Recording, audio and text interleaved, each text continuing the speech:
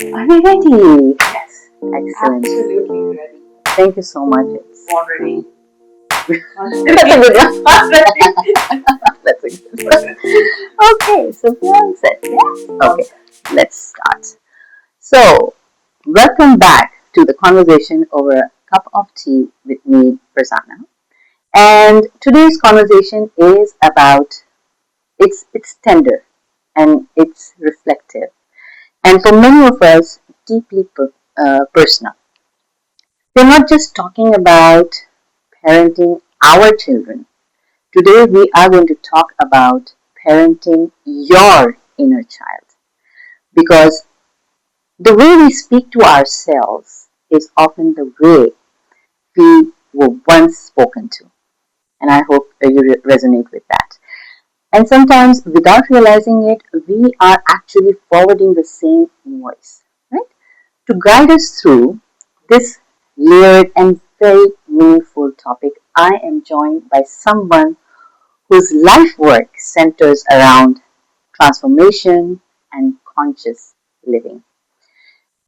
Anuradha Kamath. She is a wellness consultant and author with a global footprint. With over 30 years of experience, she has facilitated wellness sessions, sound healing meditations, and private coaching across North America, Asia, Europe, and the Middle East. I know you're laughing. I know there's a lot to say about you, but I just thought this would be very important for people to and my audience to know exactly what you do. And she also works as a hypnotherapist. This is very interesting. She works as metaphor therapist, sound healer, and laughter yoga therapist, integrating the science, soul, and lived experiences. Anuradha, welcome to my show, and thank you so much for your time today. I'm really looking forward to a lot of learning. Thank you so much, Farzana. Awesome, awesome. So let's start. We'll start very gently. Of course. Because we are talking about inner child. Yes.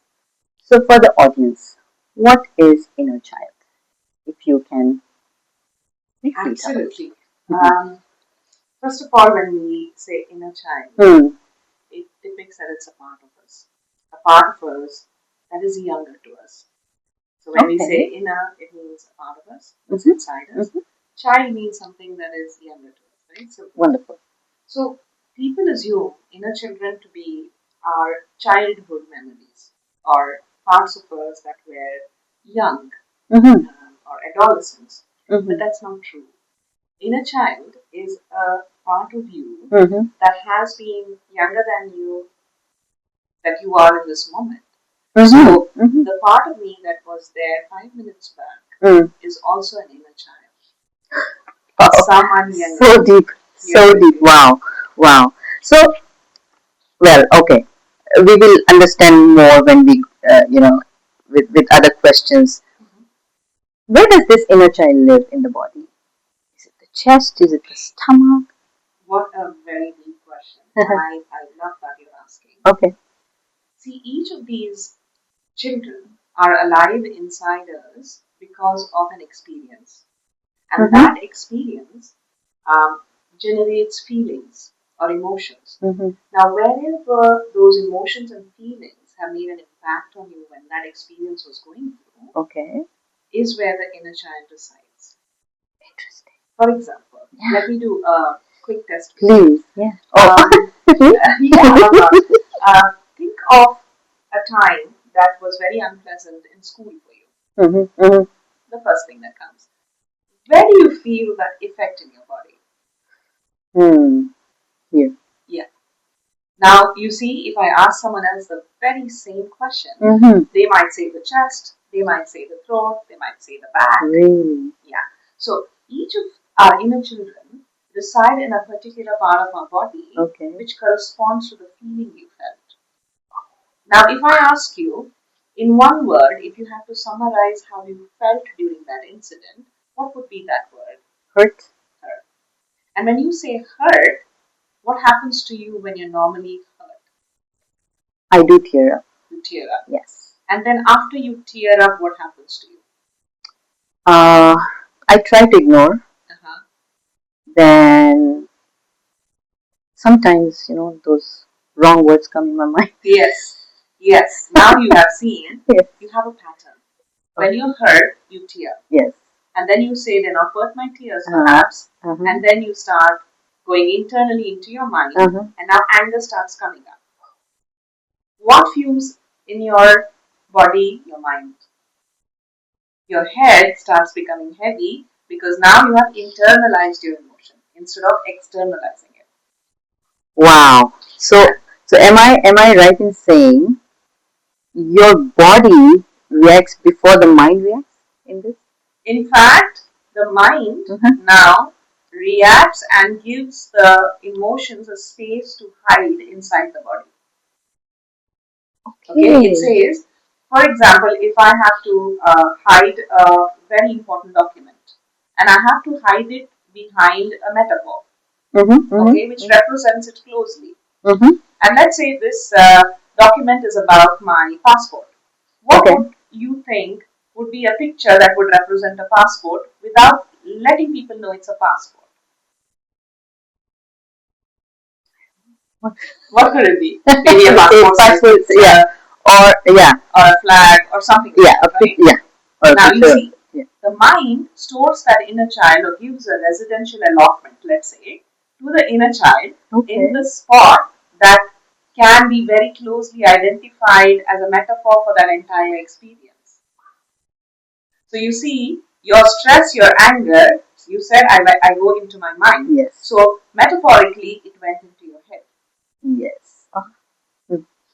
Okay. For someone, if hurt is I was heartbroken, guess what? No surprises. They will feel congestion in their chest. Very nice. So let's think about that voice that is coming in. Sometimes, there are situations where we really harshly talk inside us, like we are judging ourselves. Where's that voice coming from? That voice is normally a trained voice which we have picked up from our parents or caretakers. You see, every time we had a problem, there is a certain way our caretakers have acted upon it or dealt with it.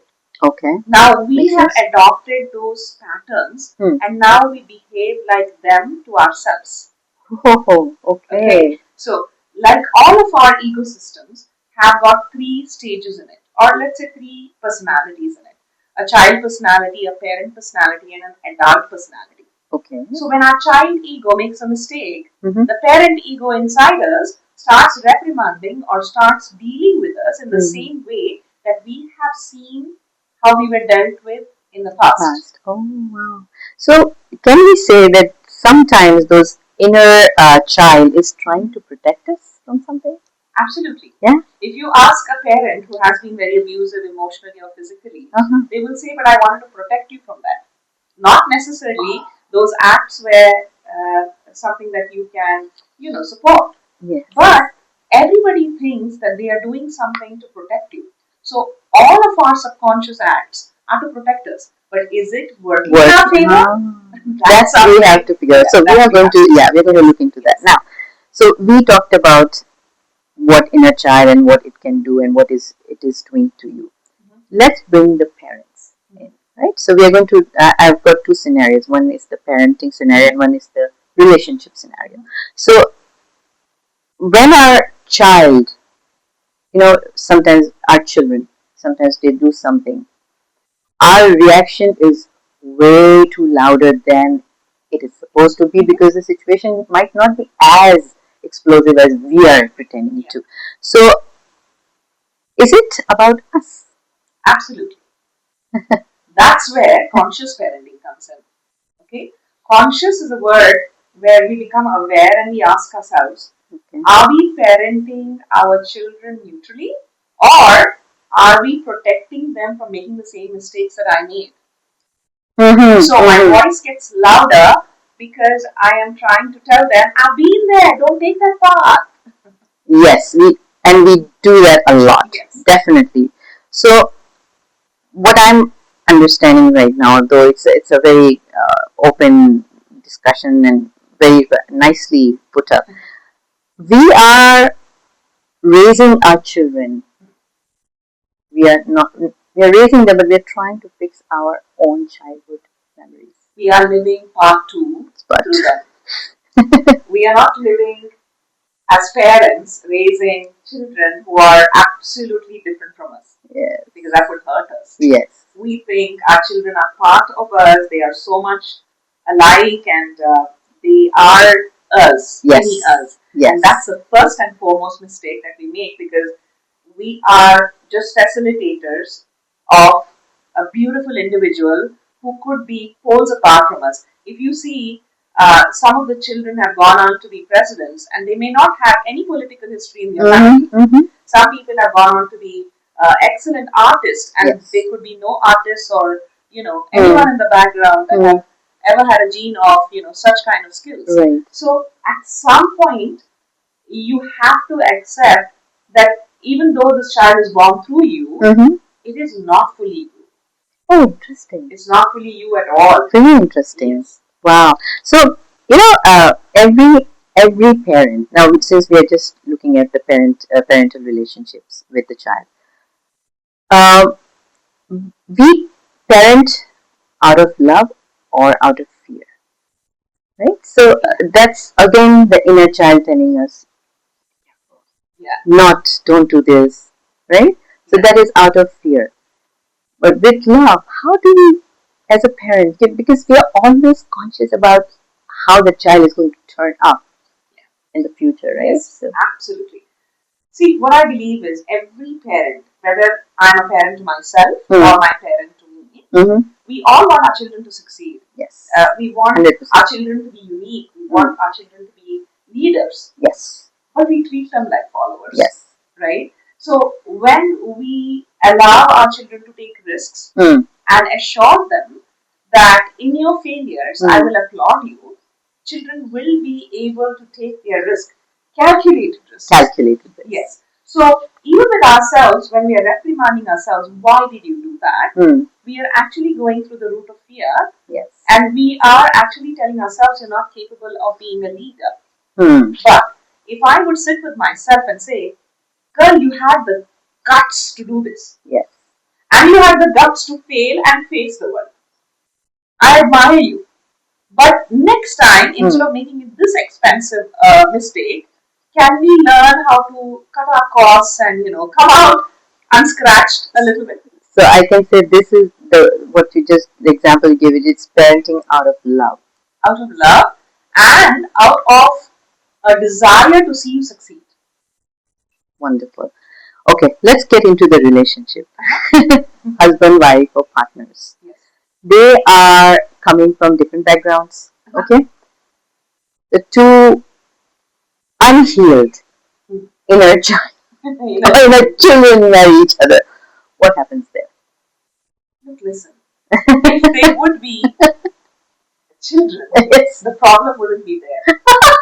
Because children make mistakes and don't even realize they make mistakes. Correct. Okay? And you've seen children not judging each other for the mistakes that they make, especially children under the age of 5, 6. Okay. They can fall and they would just say, no, nothing happened, come. Yeah, so peers are there to pick them up. The problem is the parent ego that is monitoring the child ego inside us that is interfering. It's like this. Let's think of two children who had a fight in school. Where do you think the problem escalates? When the parents get involved. Yes, 100%. I've seen many times. Adults get involved, right? So our inner children become bloated egos that clash with our partners or anyone at work or marriage or whatever. Is because we allow our adult ego to parent this little child and say, don't give up, talk to her like this, say that. So what we need to understand is we need to be in charge of these inner children that come up. And it's a very good thing when our partner is triggering those inner children. You know why? Because two partners that trigger each other are actually highlighting the areas that they have to improve. So when my husband would make me angry, instead of saying, you make me angry, I have to wonder, what is it about this sentence that made me angry and how I can work on it. Now, every time they make me angry, an inner child that is unhealed or unresolved inside me is highlighted. So I'm not spending time and money on therapy, am I? I'm getting it free of charge from my partner. So thank them for healing you all the way. Wow, because this was my next question, but you've already responded to that. Okay, if love felt conditional, Love felt conditional. yeah, Mhm. do we overperform? I just know I just felt this would be a very good answer to the continuity of this question. The problem is in the feelings. It's in the feelings. Yeah. You see, whatever we experience in this world goes through a filter of feelings. Hmm. Okay? Yes. Like right now, am I feeling good about this interview? Am I not feeling good about this podcast? That defines the passion I'm going to put in to this podcast, isn't it? Absolutely. So the feeling is the problem. Feeling is the problem. The ego is the ego is one of the feelings. And the second part of the problem is how I think I should resolve this feeling. Okay. So if I overperform, that means I'm saying I'm overcompensating to, um, to rectify the mistake.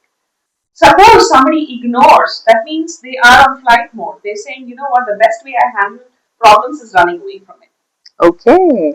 Okay? And some people just don't act. That means they freeze. So there are three different ways in which you can act: fight, flight, or freeze. But like you said, overcompensating is definitely a very weak personality who's trying to gain the attention of the parental ego in the other person. So your inner child is perhaps a people pleaser or who feels like they were never validated unless they did something extraordinarily well. Wonderful. So now they continue that pattern with everyone in their life. They overcompensate, they overdo, they overperform, they overgive, they overextend, they oversacrifice. And then they feel drained and petty. And they chase the visibility. Yes. And now, you know what? You've created more inner children who are sad, unhappy, frustrated. And then all of these inner children form an entire auditorium of inner children who are sad, unhappy, frustrated. And now, guess what? You programmed your personality as a whole as a sad, unhappy person. Yeah, it's interesting. These people don't pay attention to these things. Maybe because the awareness was not there. Maybe they're just trying not to look at it from the way you are explaining. So it's so important that we all understand that it's okay to have an inner child, but to have it in a positive, assertive manner, response in that manner is something what we need to understand and learn. That's what okay. Leaders, our corporate leaders. What do you tell us about? Do all of them use the success as a mask to hide behind their child inner child? Because we have seen in many. I've talked to many people, and they always either they're complaining that they are not seen or heard because our CEO doesn't believe in what they're doing is important. So, but he is a very successful person. Yeah. Right? Yes. So, what do you think they have an issue? Do they have an issue or no? I don't know. I don't know. What do you think? I think it's unfair to blanket everyone who's successful as a person has gone through. But yes, many of them fill their voids with success, with achievement, because that's what we are told. When we grow up, sometimes we say, you know what, it's okay, bygones be bygones. Why don't you crack this examination very well and you can show them what you are? Or you say, hey, you know what? You didn't have anything when you grew up, but you buy that first car, drive past their house, and you show them. So we are all trying to show them. Yes. Now, actually, if we evaluate with awareness, we realize those them are not even there in our vicinity. but we have trained ourselves Yes. to show, Yes. to show, To to show. show. And that becomes a pressure because such people who are on that path of showing do not actually enjoy their success at all. Exactly. If Because you they're ask constantly them, thinking about yes, how I'm going to prove myself. yeah, Where am I going to reach after this? because they feel that they are not good enough. And they have to constantly show someone how amazing they are. And if you ask an outsider, they'll say, but you're already amazing. And they'll be horrified. They'll say, no, there's so much more to do. Yeah, you're like, I'm teasing so them. I'm true. sarcastic. Yes. They're not able to even accept the praise for praise. face Yes. value. Oh wow. Yes. So sometimes they use emotional armor basically Yes. to mask them. Right. Now let's go to the shift. Okay. Because we have talked about all these relationships. Yeah, there is issue. There is this. You can see certain things you can change, but the shift. The shift. What changes when we move from self criticism to self parenting? Okay. Criticism in itself means I'm pointing out those things that are problematic in the situation, right? Correct. That's not bad. Yeah, if it's positive. It's yeah, nice to it's good to have that. But criticism alone doesn't give you the whole picture. You'll also have to highlight things that have gone well. Okay? For any business meeting or any HR evaluation in a company also, you don't just highlight what you can do better. You also highlight what you've already achieved well and you are validated and appreciated for that. So parenting is a space where you are kind and compassionate and neutral. Yeah, that means you are highlighting your good and you're also putting your bad without emotionally judging the child for not being one or the other. Which is the inner child, right? Inner child. Yeah, the inner same one. Right. So, does it mean that you're saying that bring out your boundaries? I would say it's not more about boundaries, but it's about the word balance. Okay. That makes sense. So, the moment you judge someone or you have expectations or you're overly attached to something, you are operating from a filter of emotions. Like I said, feelings is the problem. If you bring your feelings and emotions into the picture, then you cannot be rational and you cannot be logistic about it.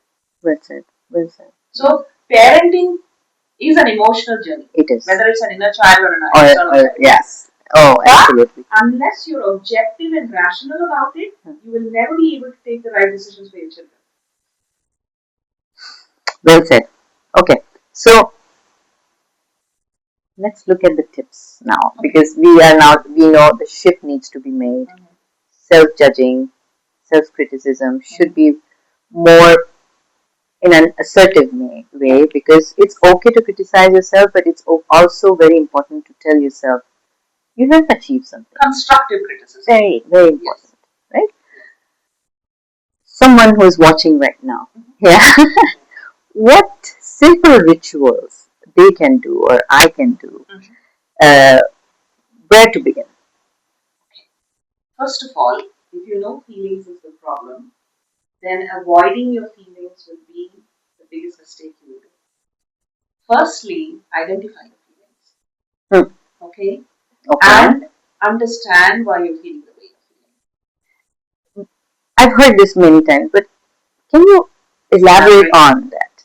Yeah. For example, right now, how am I feeling? Okay. If I say, let me observe myself. And when you check your entire body, you will find a certain part of your body either heavy or subtle. Okay. Alright. Heavy means there is a dense feeling or a negative feeling that is waiting to speak to you. And if it is subtle, that means there's a happy feeling that is waiting to talk to you. Okay. Inner reflection doesn't mean only focusing on the dense feeling. It is sometimes that we haven't taken time to appreciate that you did a good job today. And it's like a child who's saying, but I want to tell you, Mama, what I did today. So it's very important to evaluate that subtleness and that denseness in the body because that's a space most our feelings are stored. Okay. So you go there, you find out and identify, am I feeling subtle? Am I feeling heavy? And then ask the question, who are you? Okay. It will speak and say, I want to tell you that we did a good job today. Oh, so you're happy, you're joyous. I say, yes. Okay. I say, congratulations, I'm so proud of you. Okay. So acknowledging and having a dialogue there. All right. Now here, you might have had a very fabulous day, but you're feeling dense. And you say, hey there, who's this? Say, I'm sad. But we had a very productive day. Why are you feeling sad? You say, because my mom is not there to see. I always wanted to prove to her that I was an amazing girl and I will achieve all these successes. And this is the inner child talking to you, and she's talking about the moment. What she wanted. Wow. Okay. My mom kept telling me I'll be successful, but as long as she was alive, I was never successful. So you see, now you're telling her, it's perfectly okay. Remember, she'll always be around you. So having those beautiful conversations with your subtleness and with your density is all about connecting with your inner child. So as a ritual, the more you connect with yourself, the more you don't need the external world to unlock you, to find who you are, to prove to you that you are so and so. You are aware of who you are, how you feel in every moment, every day. Wonderful. So the next time any of us feel any triggers, like I'm going to give you example this morning when I was coming here. Of course, it's a stress because we all are learning. Every day is a learning day, and new thing we learn. Old mistakes just pops up. So I kept on saying to myself, I don't know whether I did the right thing. But I said, Farzana, I'm so excited today. I don't know, but I don't know about anybody else, but I am so excited to meet Anuradha, to understand this inner child, and there's so much things we are going to be talking about. Yes. So, but till I came to this area, I had a stress on my neck. On your neck. On my neck, right? And as soon as I saw you, I'm like, it's for some reason, because I think the trust we have built over time. And I just feel that she's going to take care of it. Don't worry about it. so this is I guess this is how we have to be talk to ourselves, and it would have been even more better if you would have stepped out for a few minutes and asked your neck and say, who's there? Okay. And your inner child would have come forth and says something that it is concerned about. Now, that concern is a real concern. You know why? Because the next time you're having another podcast, you won't find the same person coming up again. Because you have not resolved her issue. So how do I find her? Because I don't really know. It could be, it could be because this is my first time in-person podcast. Okay. So I'm telling myself, you know what? I understand, but it's no different from what you do as a podcast, right? So there is a part of this podcast that is worrying her. Okay. So if she had to show you a word or an image right now as a clue, what would it be? What would just come up for you? I think the script. So, what about the script worries you? Memorization. Yes. So you see, the whole fear of I am not going to remember my script is stored here. Now, why is it stored here? Is because I am not able to see my script. I'm not having the flexibility of seeing my script. Oh my goodness. Seriously? Yeah. That is a part of flexibility. Yes, okay, it is. Turn around. Because for any safety, what do we do? We look around to see, is everyone there? Yes. So your script is your safety net. And your neck is the part that gives you access. Wow. 180 degrees, yeah. Wonderful. So that's why it's saying, hey, it's actually getting better. Yeah, it's a metaphor. So the moment you understand that, the next time you will tell her, don't worry about the script. I will be keeping it here. So you you will realize that she just disappears because her problem, her question has been resolved. Wow. So I'm really hoping our audience listening to this actually just resolve my issue online. Okay, but that's amazing. I there's one more point which before we end the podcast, and this is I think very important, and I call it generational healing.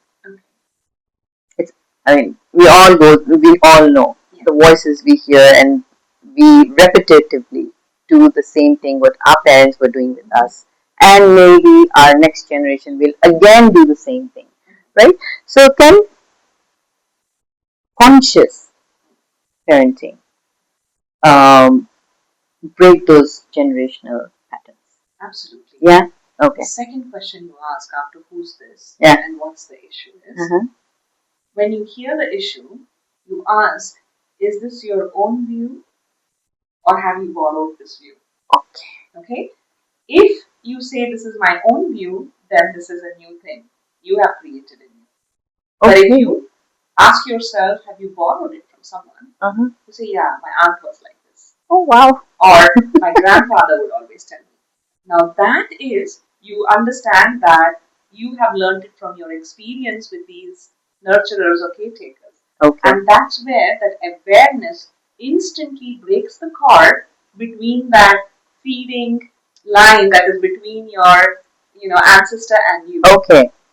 Okay, that's interesting. So, just asking that question helps you change the perspective, or helps you change the. So, does it need a lot of practice though? Because generational patterns, which has been there forever, you know. Generational patterns, if they are being there forever, you have to understand that we've all come from a single source, a single set of a male and a female. Science, right?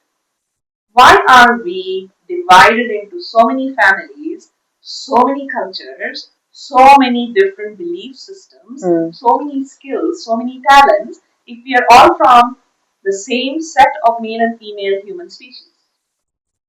Because I choose to keep some traits and I choose to avoid some. So that means when I say choose, who's in charge? Yeah. So nothing in my space can affect me unless I choose to let them. So the generational effect on me is only until I allow the generations to affect me. Otherwise, I'm an individual with plenty of choice.